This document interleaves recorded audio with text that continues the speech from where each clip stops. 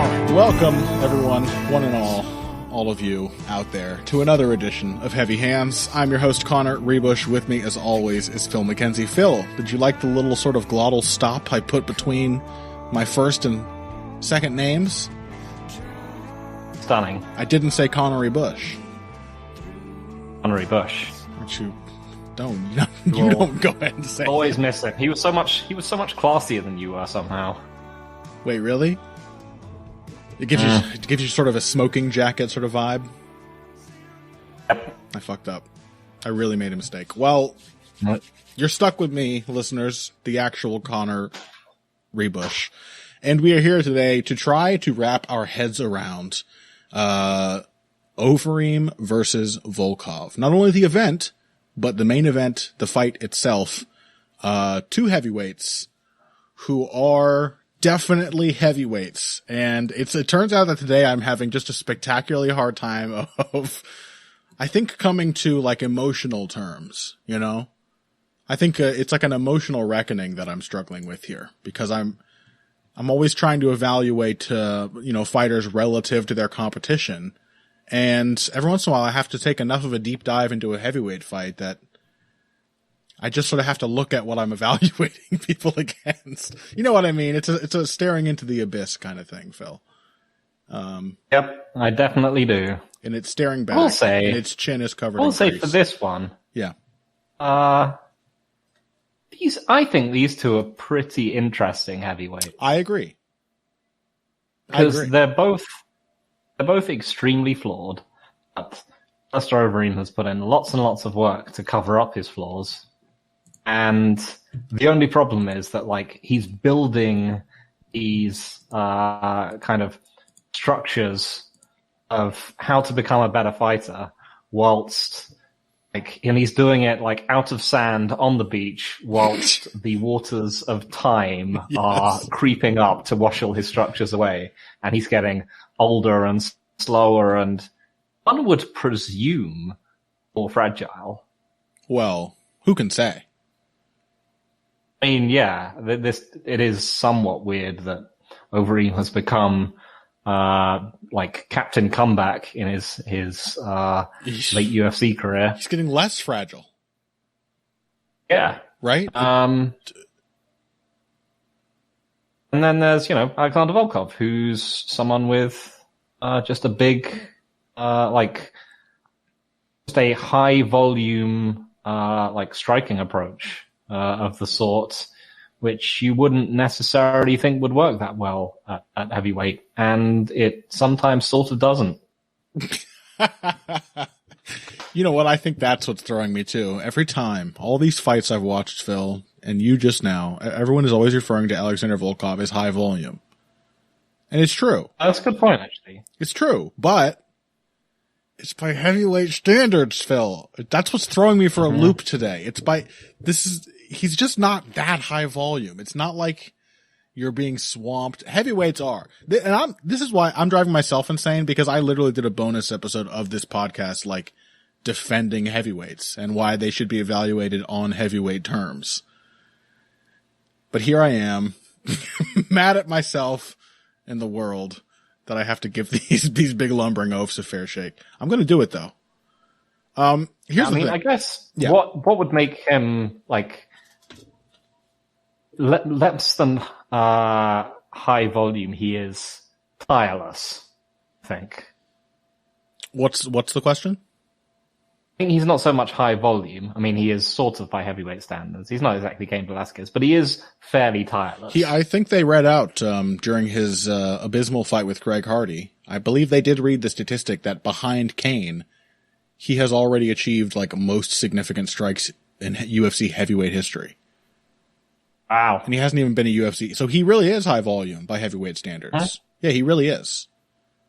It's just you really have to confront what heavyweight standards are every time you say that, or at least I do. But he is tireless, you're right. And he is a building fighter, which is particularly interesting here. I think I do like the idea of getting more Volkov main events. I think his style is really functional over 5 rounds. Durability, pace, and the ability to I don't know. I mean, the flip side of that is he is a bit of a slow starter, Volkov, but he pretty consistently builds over the course of a fight. And certainly in that one with Curtis Blades, we saw that combined with his stamina are potentially like really effective weapons at heavyweight.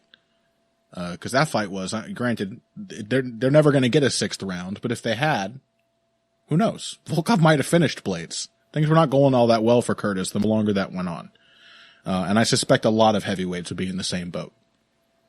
Probably not Alistair Overeem, one would think, right? He doesn't really gas. Not anymore. He hasn't gassed since he was Overeem, not all that much. He looked super tired in the fight against Stipe. Very quickly. That's true. I'd just never give him a title shot. I think he freaked out. I don't think he was having a good time. I watched that one live from the audience, and he was visibly, from several hundred feet away, not enjoying himself. So, I don't know. Maybe. Yeah, I mean, I think he's someone who's gotten very, very good at parceling out how much effort he's going to put into things.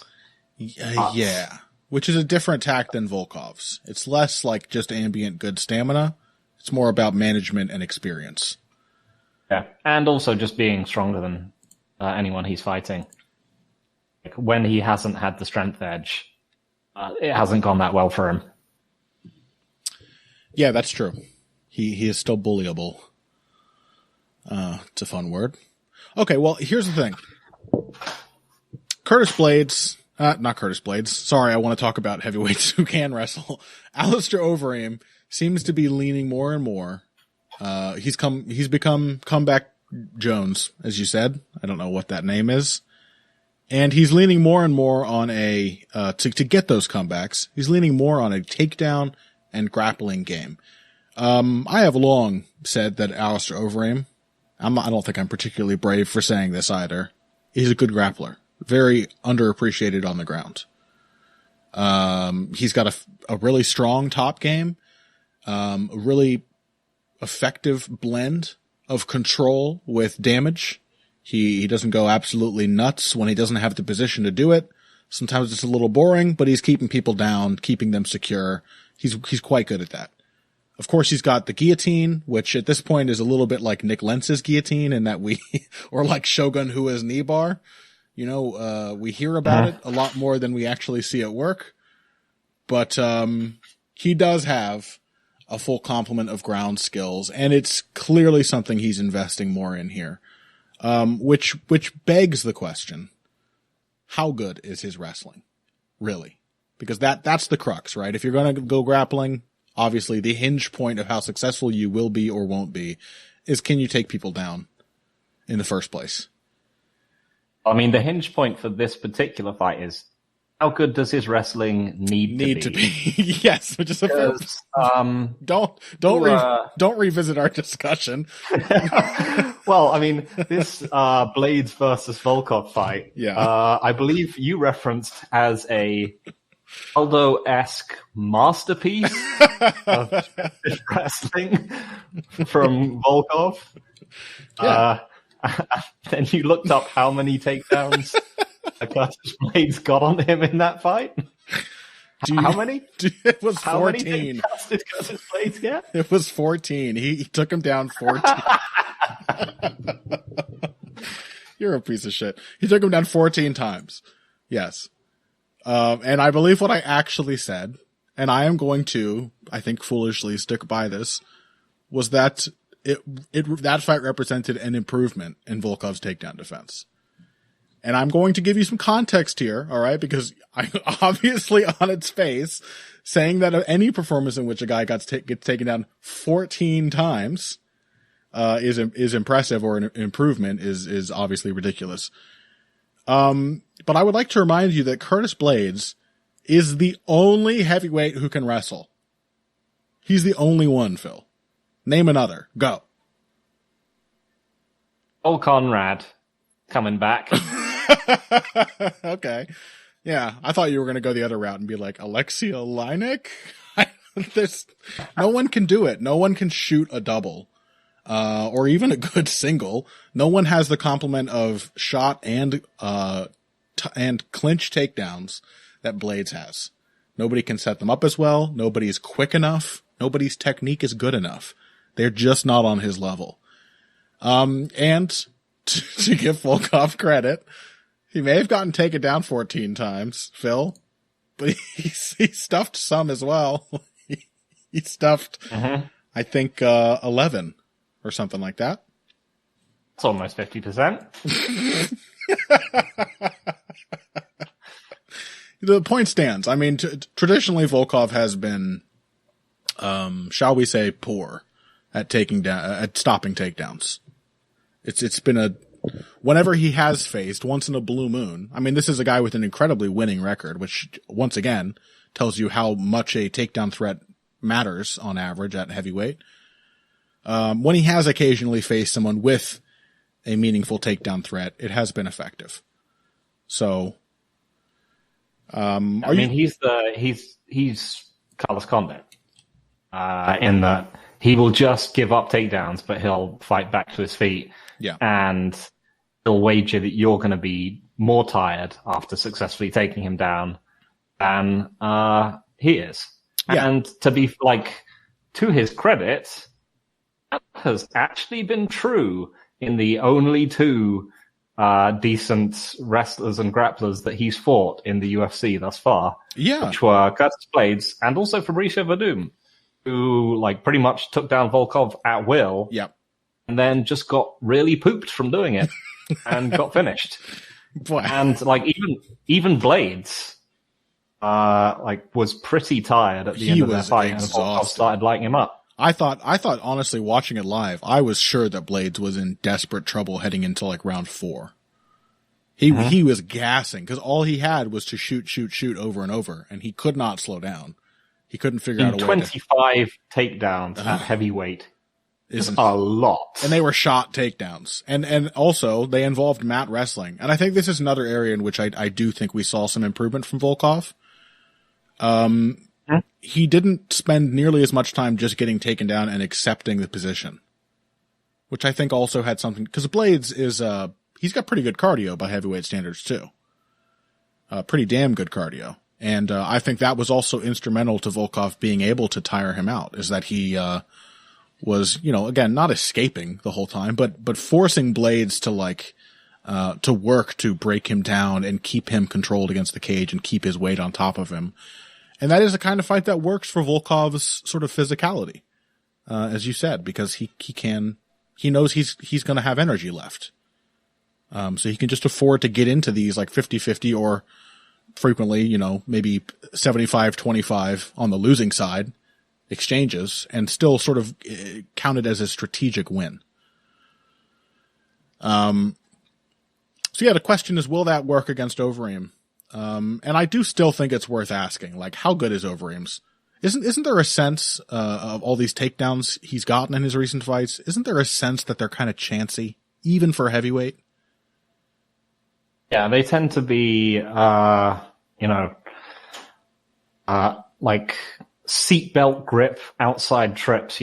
They do. He's hitting weird stuff out there. Yeah, like a Greco-y style, twist down, kind of things, and the sort of bullyish Muay Thai foot sweeps that he has had in his arsenal for a long time.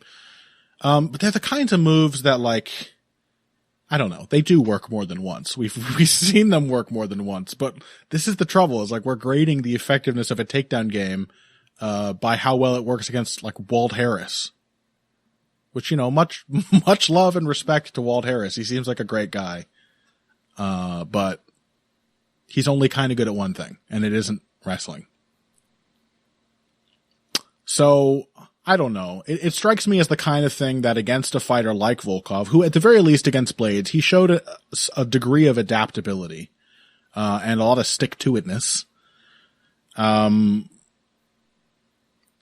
They strike me as the kind of takedowns that'll only work once or maybe twice. They don't strike me as the kind of thing to hang an entire game plan on. Especially not if Volkov is going to be working super hard to elevate and keep a scramble, as he did, again, not perfectly, but more than he has in the past in that fight with Blades. So, I don't know. If Overeem goes that direction, it seems so much like the obvious choice, but I don't see it working. To actually get a win. And the other thing that counts into that is we have to mention, like many fights, there is the simple question of durability. Overeem does seem to have somehow gained a step in the ability to recover. But Volkov has, for his entire career, been an insanely durable fighter. He's now been knocked out twice, once by Derek Lewis, in a fight that he otherwise dominated, literally a last-second turnaround, and then once by Vitaly Minikov, who decked him in the first couple seconds, and then rained down shots on the ground, and it was a TKO. Volkov is a very, very tough fighter. So I kind of favor him overall, to be honest. Yeah, what do you have to say? So, I mean, I do think that, specifically one of the places Overeem does good work where Blades actually doesn't might be instrumental, because both of the decent grapplers that Volkov has fought, Vadum and Blades, are able to push him into the cage just a whole bunch, just tons and tons of time spent clinched on the cage. Mostly there was a lot of Blades actually generally had a lot more success in open ground than he did by the cage. He had to work quite hard just because, Volkov is a tall guy, and if he widens his stance by the cage, you don't have to be particularly great at takedown defense. I think, honestly, to know how to do that. I think that's been the case for Blades throughout his career, even. Remember that only a Lonchuk fight? Yep. Yeah, the cage wrestling is not the A-game. Even Carlos Condit against Campman was able to defend takedowns just by having his back to the cage and widening his base, and then hoping that Campman would get tired.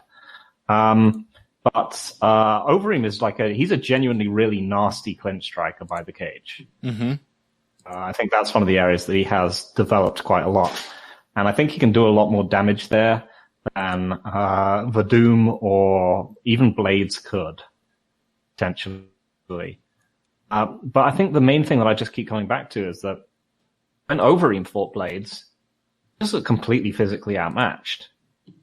And when I look back at the people Blades that Overeem has been beating, Augusto Sakai, he is not a physical heavyweight.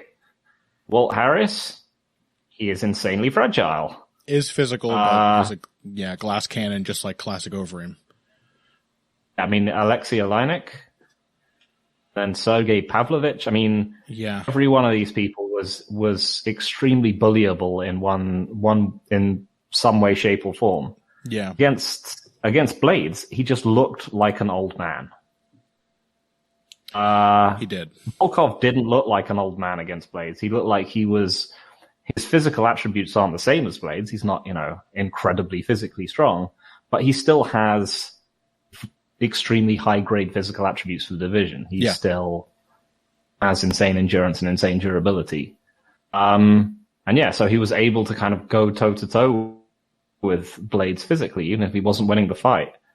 And, I just have to think, if Overeem is having that kind of fight with Volkov, where he's just getting physical with him the whole time, does he survive, given how inert he looked against Blades? I think there's a huge, obvious tactical path for Overeem. Push. It is push Volkov up against the cage, work him over in the clinch, don't burn too much energy on takedowns, just basically fight the most, Randy Couture-esque, ball game where you just conserve your energy and take chips off him and then occasionally take him down. Usman Masvidal. Don't be like Blades and just go just think you've got infinite cardio and try and take him down a million times. Settle for toe stomps for 25 minutes. That'll be fine. Exactly. Totally possible for Alistair Overeem to do that. He is completely smart enough and composed enough at this stage to do that. I'm just not sure I can trust him to last at someone who can a physical 5-round fight with someone like Curtis Blades at this point. So I'm not going to. As much as I would like to see Overeem win, and I would like to see him get one last crack at the title. Yeah. And I think one other thing we talked about, this might have been in our little pre-show chat. It's all blending together already.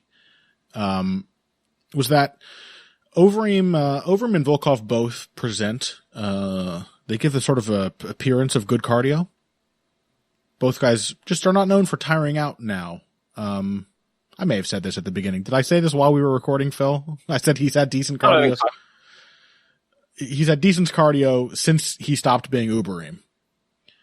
And then you pointed out correctly that, Overeem, it's really more of a management thing. Like in these fights in his later career where we've seen him go deep, they tend to be pretty slow paced fights, or at least pretty measured fights. You know, I would say like maybe the most impressive in terms of output and cardio was like that Mark Hunt fight. Cause that was a pretty constant simmer. In all these fights, he has these like really notable Eric Lewis, Yoel Romero, Robbie Lawler-esque moments where he just stops doing things. Right. Like that's it. Just lets the other guy just unload on him. Yeah. And then, you know, he'll wait for them to get tired or to get discouraged, and then he'll pick it back up with like a single piece of offense. Right. And that is his solution. Whereas Volkov is genuinely like the output continues to build. He is genuinely really good cardio, and his style doesn't seem to do anything to put a hole in his own cardio, to put a hole in his own gas tank. So that's the thing is like even the strategy you're suggesting, which seems to be the only safe way for Overeem to take advantage of the clear and obvious holes in Volkov's game, his takedown defense. That sort of suggests that like Overeem is capable of being the aggressor for several rounds, of putting Volkov against the fence. I mean, he might be able to pull off some cool, Dustin Poirier style footwork and suddenly put Volkov against the fence but otherwise a lot of his recent fights, he's been pushed around, and been on the back foot and just kind of taken his foot off the gas, I think, to conserve energy. And, I'm not saying it's a foolish idea or anything. Obviously it works in a certain context, but against Volkov, it seems like possibly a fatal flaw. I'm struggling to see how he's going to keep up, to be honest, without just decking Volkov at some point. Yeah, that was the last thing I was going to mention. Which he might. Volkov is not a good defender of punches. No, he's arguably worse defensively than Overeem, albeit much more durable. He's definitely worse defensively than Overeem. Yeah. It absolutely could happen. A big left hand knocks Volkov down, changes the complexion of everything. But I don't know. I mean, there's also the fact that like to get to a range where that's going to happen, Overeem is still going to have to get past the end of Volkov's reach. And you can do that. You can certainly crash forward and make Volkov look really shitty moving backwards in a straight line with his head way up and his feet coming together and crossing. But you'd have to be confident in your ability to either win instantly or do that repeatedly. And I just don't know that Overeem can do it enough. Not to counterbalance the fact that Volkov has just a concrete chin. So I'm taking Volkov over 25 minutes. I'm taking the ice cold Russian Alexander Volkov. Yeah, I guess I'm going to take him as well. You seem mad about it. No, I want Overeem to win. He's cool. He's a cool heavyweight. He is cool. He's really like won me over too. He used to be very smug. Yeah. And now he's like, I don't think he's not smug anymore, but I think he knows he's smug. So he's able to laugh at himself a little more. He's been humbled. I mean, any man who's been through the number of knockout losses he's been through without being at least slightly humbled is something more than human. How many has it been now? He's lost 14 fights by knockout. Yes. That's a lot. I mean, we mentioned it before. You know, he's combined like light heart with genuinely seeming to be a nicer person. Like, he left Team Evil. Yeah. Came as evil, and like the protagonist of a terrible, like, sports film, learned to fight back from the brink of adversity once he'd left his evil ways behind. That's right. Alistair Overeem is... Oh, yes, Alistair Overeem. I'm rooting for him. I want him to win that terrible wall install decision. Of course it has to be that. Oh, all right. Well, we will be back with the rest of this card, Overeem versus Volkov. And that includes Frankie Edgar versus Corey Sand. Did we ever decide how that name was pronounced, Phil? Sandhagen? I can't remember. Sandhagen? I think it's Sandhagen. Is that how John Anik says it? He is the sole shining beacon that we all turn towards at these points. I'm pretty sure that's how he says it. He has the magical superpower of listening to someone pronounce their name correctly and then sort of remembering it. We're going to talk about that. We've got Alexandre Pantoja versus Manel Cape. We've got Carlos Diego Ferreira versus Benil Dariush. That's like a hardcore fans special right there. Yeah. That sounds like a great fight. We're going to talk about all of that, possibly more, after this. Hey everybody, thanks for listening to this week's Heavy Hands. If you like what you hear, please consider pledging to support the podcast on Patreon. Patreon is basically continuous crowdfunding. You sign up to contribute a certain amount per month to help us with production costs and the like, and in return you get rewards ranging from a mention on the Heavy Hands website to a question or topic of your choice being discussed on the show. We have a lot more in the works to reward you for your help, and we appreciate every contribution. No amount is too small. Just head over to patreon.com and find how you can help out, the only show dedicated to the finer points of face punching. Now let's get back to it. All right, welcome back to Heavy Hands. Moving on down the main card of UFC Fight Night, Overeem versus Volkov. And that brings us to the bantamweight co-main event. Corey Sandhagen taking on Frankie Edgar, who is still a bantamweight. I kind of like, before this week, Phil, I kind of had blanked out the fact that Edgar once again moved down out of my mind. Yeah. That whole Pedro Munoz fight, I forgot, to be honest. And it was a good fight. I remember enjoying it a great deal at the time, actually. And even feeling, counter to a lot of the other, nerds who are in like our sort of MMA Twitter circle. I remember, feeling kind of good about the fact that Edgar won. I didn't feel like it was a complete robbery. And, I just had this sense of like he earned it. He fought a way better fight than I expected him to. He looked perfectly normal as bantamweight Frankie. He's pretty much still the same guy. And maybe being slightly bigger than his opponents will make that difference for him now that, some things are starting to slip physically. Certainly durability, is unquestionably not. This is one of the more amusing factors about this fight is that I do love the way that, like, as Frankie Edgar keeps going down in weight classes, they just seem to try and find the most comically big people he can fight. Yeah. Like, teach you to go down to this weight class. Like, his first fight down at featherweight that wasn't Jose Aldo was Charles Oliveira. Yeah. Who is now lightweight. He's 2 weight classes down from when he started and fighting someone who is 5 inches taller than him. Yep. Somehow it's, I think it's like I think they're following your sort of philosophy about old fighters, Phil.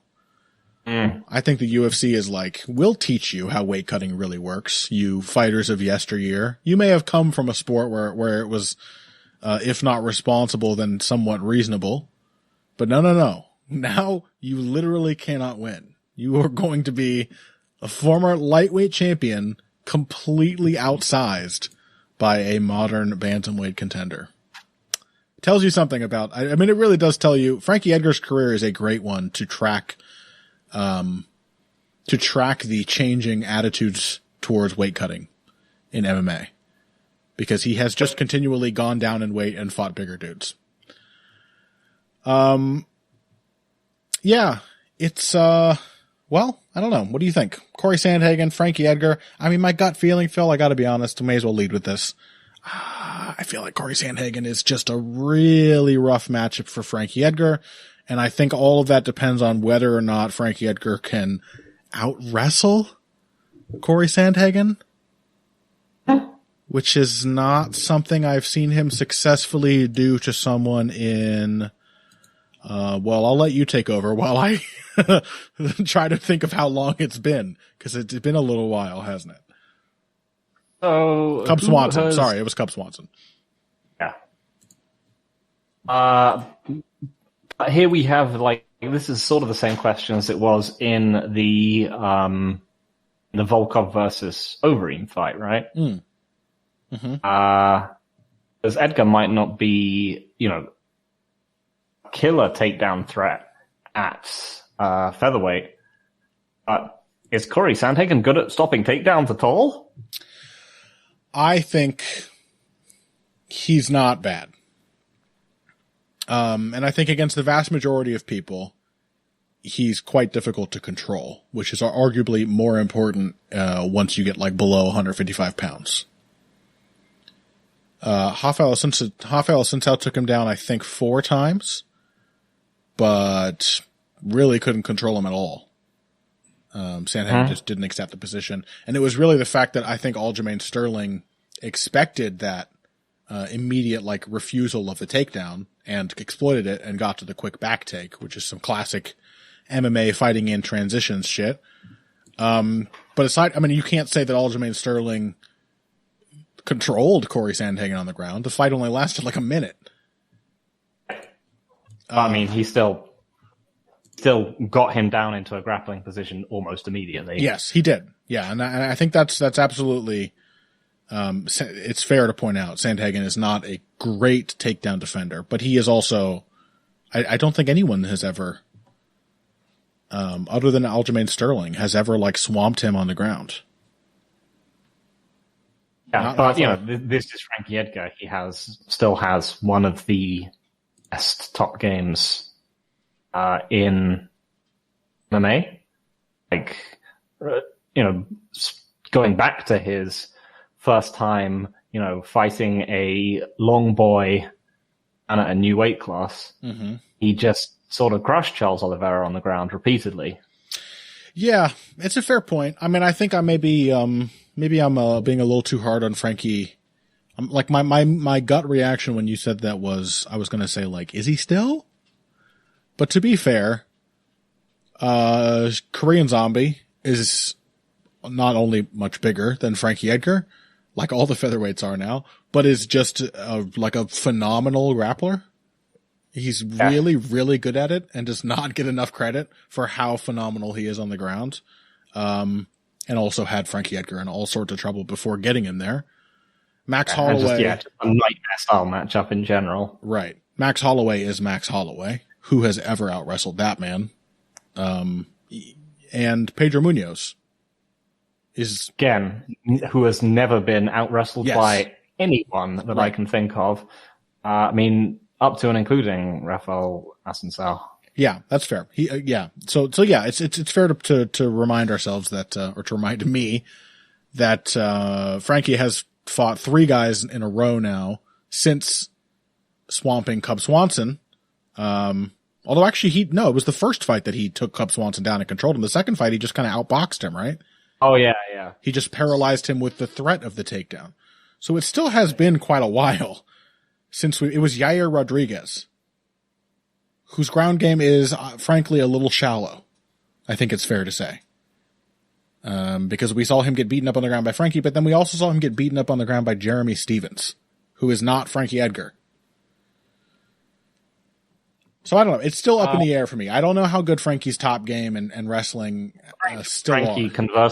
Frankie conversely did beat up Jeremy Stevens from top position and hold him down quite happily, who is, again, a pretty titanic featherweight, even if he's not the greatest grappler in the world. Yeah. I think there's basically two questions for Frankie. But I think there's 2 factors which, one of which helps him and one of which hinders him. I think the thing which is helping him is that this is a grappling performance and he's now a reasonably sized member of the weight class that he's in. Mm-hmm.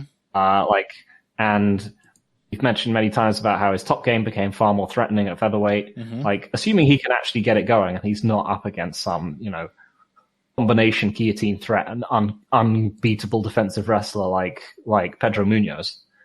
Assuming he can get his top game rolling, it should be even better. There's no reason to assume why it can't be. So I think that's a benefit for him. I think against him, is the fact that he's an old man, that he's rarely been an incredibly aggressive fighter. Yeah. And this is a fight where he has to come forward. If he's trying to set up counter shots on Sandhagen, I think that will be problematic for him. Yeah. It seems that any time when he is playing at Sandhagen's initiative, at the end of his reach, that sounds so familiar. That sounds so much like the Brian Ortega and Korean Zombie fights, albeit with a little less power. But Sandhagen can definitely play that long and tall, either keeping you out or inviting you in to then rip your chin off your shoulders with an uppercut or something. And I don't know. I do still think I don't think Corey Sandhagen is that outmatched on the ground. Again, I think it was a brilliant idea from Aljamain Sterling to catch him cold when Sandhagen, whenever he has had trouble in fights, it's been early. To rush out, to not give him any chance to pressure whatsoever, which, as you just alluded to, is another thing Sandhagen very much likes to do. And to just obviously anticipate the reaction to that early takedown and choke him out instantly. I think it's still worth wondering what would have happened in that fight if it had gone on, as in any super short result. I don't think that is by any means predictive of the entire matchup between those two men. And I have to point out once again, maybe he's never been as good controlling people as Frankie Edgar, but Corey Sandhagen did out-grapple Rafael Assunção. That was the best grappler he had fought before Sterling. And yes, Assunção was able to put him in some weird positions, but Sandhagen was able to extend scrambles and just consistently keep the position evolving. Whether it was going to leg locks or like a Kimura trap kind of series. I don't know. I don't want to underrate Frankie Edgar, but the problem is I don't really know where he's at. It's been a while since I have seen him actually be able to take someone down and manhandle them, even though that seemed to be what was defining his featherweight career for the first few fights there. Yeah, I think it's a really interesting. I think it's a genuinely interesting style matchup. Yeah, and one which I think is really difficult to call because this was Frankie Edgar who didn't hurt people on the ground. You could pretty much just pick Sandhagen to get out from his top and from Edgar's top control, even if he does hit takedowns, and then just start pouring volume on him. Yeah, I do think that Sandhagen is pretty. The fact that he's just a big guy means that lots of Edgar's favored phase shift tactics will work. The lead right hand to the body, left hook upstairs, and then mixing up that up with the little knee tap takedown he goes for. Mm-hmm. I think lots of this stuff will work, but I think the problem for Edgar is just that I think he's naturally just predisposed to give up space. I don't think you can do that against Sandhagen. No. And particularly in a 3-round fight. Yeah. That was sort of what John Lineker did. John Lineker decided he was going to sort of have a sparring, not necessarily sparring match, but he was going to see what Sandhagen had. And Sandhagen had lots and lots of things. Sandhagen loves to be in the driver's seat. Mm-hmm. Yeah, I think that's the thing. My gut feeling at the beginning was, as I sort of whispered, I just think Corey Sandhagen is going to win. It's not great analysis. It's just a feeling, but I think that is what underpins it. is that Frankie Edgar spent every fight, really, but he spent the first, 7-8 minutes straight against Pedro Munoz on the back foot. Pedro Munoz is a good pressure fighter. Seems like you maybe want to deny him that kind of thing. But that's not Frankie's game. He's mobile and he wants to draw you in, and in that he really wanted to counter Pedro Munoz and run him into shots. And I just don't think you can play that kind of game. Like, whatever it leads to, I think you're going to have to be more aggressive to rely on your takedowns to be the core of the strategy against a guy like Sandhagen, because he will just take over. And to be fair, like, Frankie Edgar is, unlike a lot of the people Sandhagen has swamped in the past, like, he himself is not going to tire out. He's not going to slow down. He's also just, like, super experienced and brave, so he's not going to fold mentally either, as a lot of Sandhagen's opponents do. Like, Sandhagen wants to break you with pressure and volume, and that's not going to happen. So it remains interesting down the stretch, but it feels like the entire time Frankie's is dancing to Sandhagen's beat. And I just see Sandhagen. I'm gonna pick Frankie. Do it. All right. Justify it real quick. Frankie, for the Elder rematch, trained lots of jab counters. Sandhagen has gotten used to probing and probing with his jab and building off it. Mm-hmm. But when Frankie Edgar sees a jab coming at him, he doesn't go, "Oh, what's this thing here?" He just blitzes. Mm-hmm. And Sandhagen isn't very good when he's moving away from things. Yeah, you're right. Just sort of covers up. I think he's going to throw a bunch of jabs. He's going to throw jabs, and then Edgar's just going to chase him, punching him for a bit, and then sometimes he will chase him and take him down. And I think that situation will repeat enough times for Edgar to be able to win a 3-round fight. Yeah, I can see it. I can also see, like, there is a strong argument to suggest that even the type of shit that Sandhagen used to escape, like, Rafael Assunção's ground game, will not work as well against Frankie Edgar. Like, letting somebody get in on the shot and then, like, diving. It was a lot of funky type of maneuvering. And Frankie Edgar is not just a grappler. Like, he's got a great jiu-jitsu game, but he's a mat wrestler as well. I think he will do a better job of, like, getting to a waist cinch, and breaking Sandhagen down if he does get in there. So I don't know. I can see it. You definitely swayed me. I think Edgar has genuine roots on the feet against Sandhagen that, like, Assunção didn't. Oh, that too. Yeah. He's not quite so passive. Assunção in that way was like the worst, or Sandhagen was kind of one of the worst possible striking matchups for Assunção, because it's nothing big to bite on. It's just lots of probative shit, like you said. But Frankie Edgar can deal with that. He will just charge forward and blitz. Sometimes the rote tactics are what you need. I do pick against Sandhagen a lot, though. Uh-huh. So, well, I'm sticking with him. Yeah. Fair enough. Let's take a break. One last break. When we come back, Carlos Diego Ferreira versus Beneil Dariush. That's exciting. Michael Johnson versus Clay Guida. Phil, I'm going to make you talk about that just so you have to defend Michael Johnson.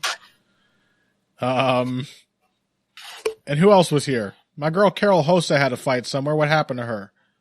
Oh yeah, now she's fighting Jocelyn Edwards. We'll talk about those things after this. Financial support is fantastic, but there are other, even easier ways to support Heavy Hands. Perhaps the best is by spreading the word. We know our fan base. You're all cool, popular people with serious social media presences. You're tastemakers and trendsetters. Okay, there are one or two of you that don't fit that description. You know who you are, but no matter what, you can always help us out by telling folks about the show. You can also give us a positive rating and review on iTunes and Stitcher, things like that. We rely on word of mouth and positive feedback to grow and improve, so thank you very much for your time and your help. Now, back to the show. And welcome back to Heavy Hands. Possibly my favorite fight on the card here, Phil.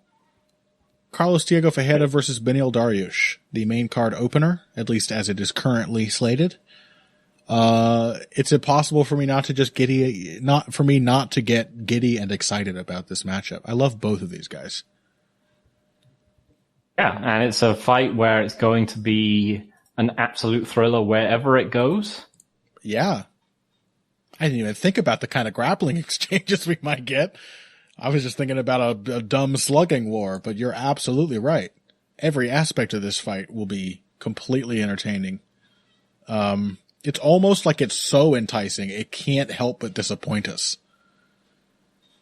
Like, I'll be pleased if it's anything like what I'm envisioning in my head right now. Here's what I want to... How would Carlos Diego Ferreira and Beneil Dariush have a bad fight? Well, here's what I want to ask you right off the bat. What did you think of Carlos Diego Ferreira's most recent performance? It was weird. It was weird and not aesthetically pleasing, if you ask me.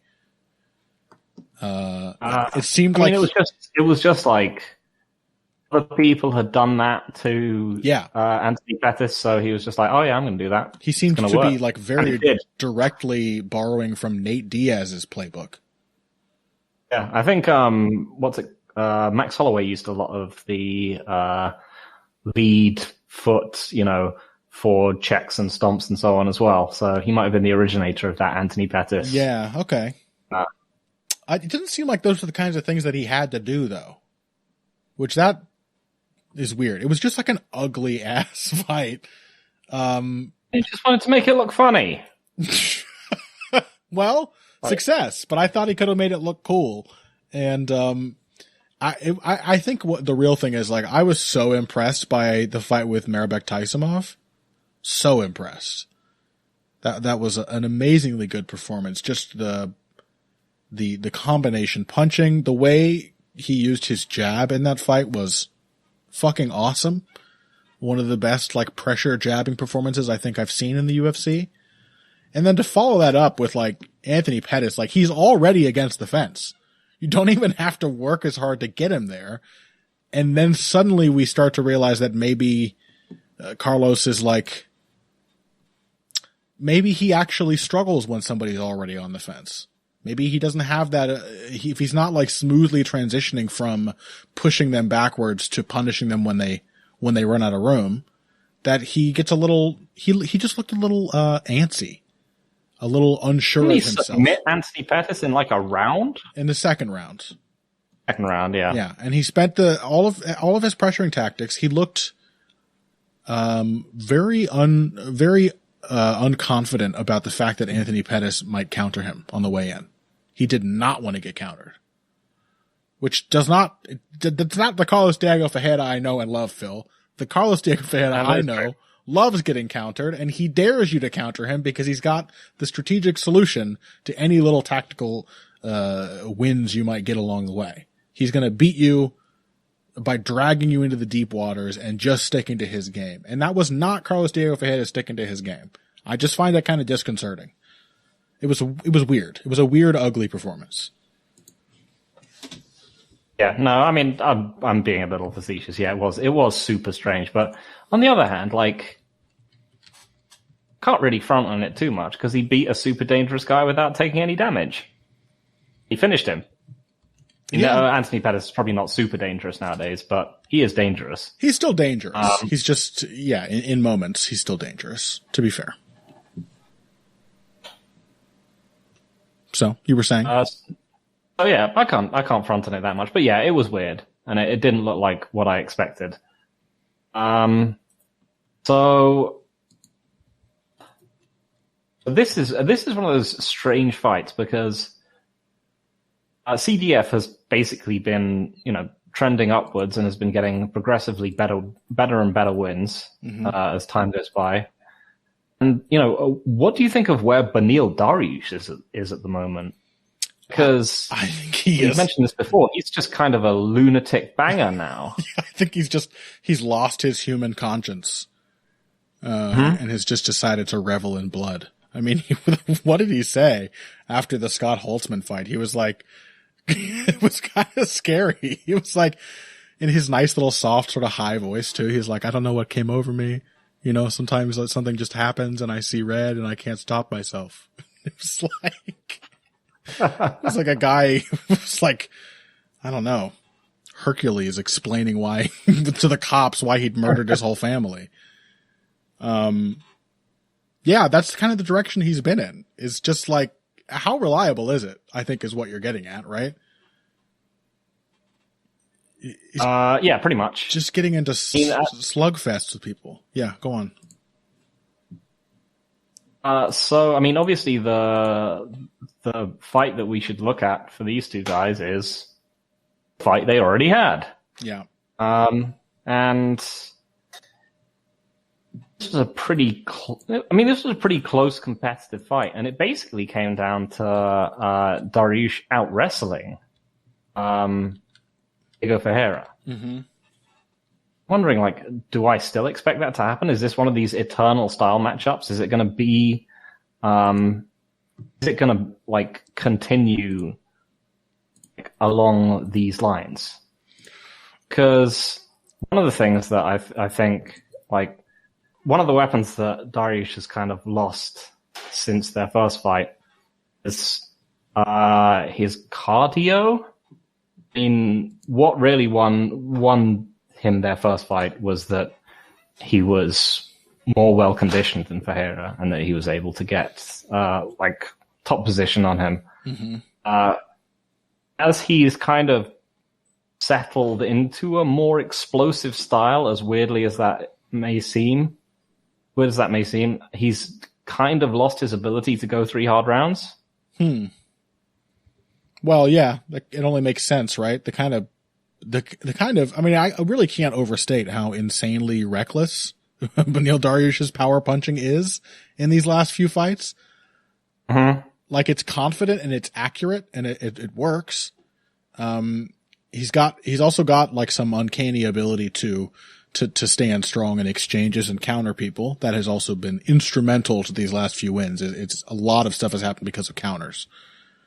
But, yeah, he throws like a fucking maniac. Like, completely hell-bent the way he throws his punches. I also wonder if his, if Carlos Diego Ferreira hasn't just gotten way better. Yes. In a lot of ways. Like, I think his cardio has much improved. He made that transition we've seen many fighters make to like now being a full-time fighter with a real camp that is working to figure out his fights. He was before like just a brawler. He would just fight whatever fight anyone wanted to have with him. So that changes things instantly. Has his wrestling improved? I don't know. That's actually a good question. Carlos Diego Ferreira's? Yes. Yes, I think it has. Yeah. Yeah, I mean, both offensively. I mean, in the fact that I would not have expected his early incarnation to be able to take Anthony Pettis down and control him that easily. But also, like, defensively, Rustam Kabilov might not necessarily be, you know, the world's most devastating offensive wrestler nowadays, but he was still pretty good when he fought Ferreira. Mm-hmm. And Ferreira was able to shut him down pretty effectively whilst pressuring. Yeah. The first takedown did turn into a scramble, and Ferreira's like jab is just a much more stable part of his game than it was in their first fight. Yep. I mean, Dariush, I would sort of comfortably say is probably in some ways a worse fighter than he was when he fought CBF the last time. In an awesome way, though. Yeah. He's just given up trying to be good and is instead settled for being violent. Yeah. I mean, remember how, like, clever his pressuring performance against, like, Michael Johnson or Edson Barboza was. Yeah. Like, remember what a, like, jab and low kick and left hand guy he was. Yeah. And look at who we have now. Are you saying the guy who chased after Drakkar close, swinging the widest left hands ever thrown, is less technical? Is that what you're trying to tell me? I mean, I guess I'm going to pick Carlos Diego Ferreira. I mean, just from the direction these guys have trended. But it is notable that he has been able to pressure and dictate to people when he's in almost all these fights. He has been forcing people backwards. Mm-hmm. What happens if someone really goes after him? What happens if someone really goes after Carlos Diego Ferreira? Yeah. Because, his losses have tended to come to raw aggression. Dustin Poirier, for example, when he fought him, was not was not the technician that we see now. He was just a huge banger.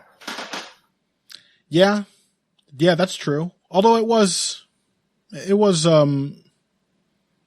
also like Poirier's counterpunching that made a difference. And I know I did just celebrate Dariush's but there's a reason I use the word uncanny because I don't know how reliable a lot of this stuff really is.